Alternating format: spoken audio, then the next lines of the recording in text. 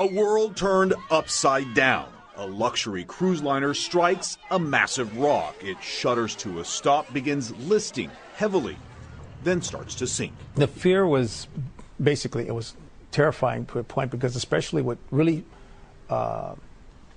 terrified us is how when panic started. Dean and Georgia Ananias and their two daughters were among the 4,200 plus passengers and crew on board the Costa Concordia.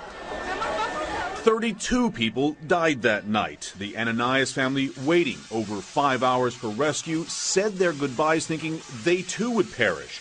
One investigation found the ship's captain, Francesco Schettino, failed to order abandoned ship in a timely manner. If they had trained their personnel to know what to do and gave the word to evacuate, everybody wanted to get on those lifeboats. I guarantee everybody would have survived. While changes to procedures and technology have been made to the cruise line and across the industry, some say it's not enough. Industry watcher Cruise Critics says standards of employment, training, and evaluation of cruise line staff at all levels can be better and be made more consistent.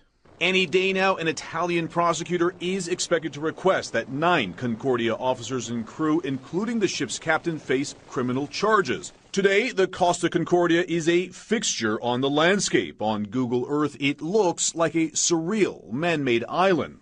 The cruise line hopes to raise and remove the ship this summer. All right, Miguel is with me now. I mean, Miguel, since the disaster, what sort of things have changed for the industry? I mean, you look at technology, anything to make it safer.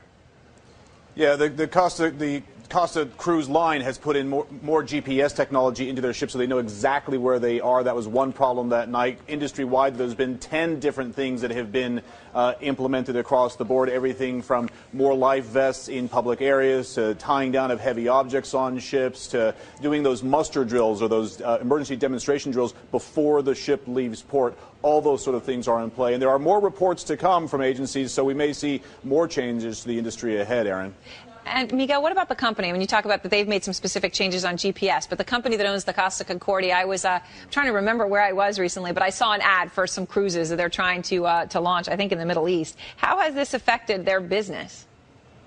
Well, Carnival owns the massive U.S. and London-based company owns the Costa line, the cruise line, and that company was hit very hard. Its CEO said it was the worst year that they had coming out of that tragedy, but they're starting to turn around. They lost a lot of money. They cut prices for cruises in that first year. The last quarter of this last year, though, they made about $100 million, so they came out of the red into the black finally, and it looks like they're turning things around. But it's interesting that the prices for Carnival cruises are still lower than other cruise lines and cruises out there. So they're still feeling the effects of the Costa Concordia, but all signs are they're moving ahead of it. Their stock prices certainly gained since the disaster as well, Aaron.